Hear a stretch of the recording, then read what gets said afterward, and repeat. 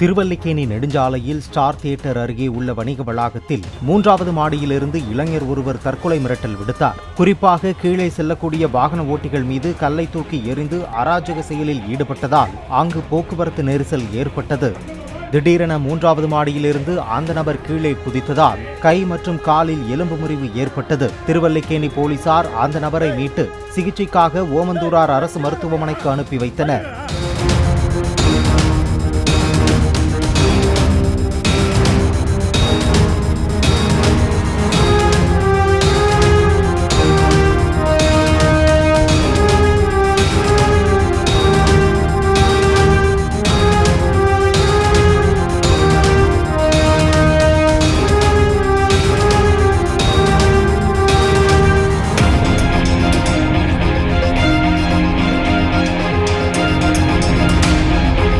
Play store மற்றும் app ஸ்டோரில் இருந்து பாலிமர் செயலியை QR கோடு மூலம் பதிவிறக்கம் செய்யுங்கள்.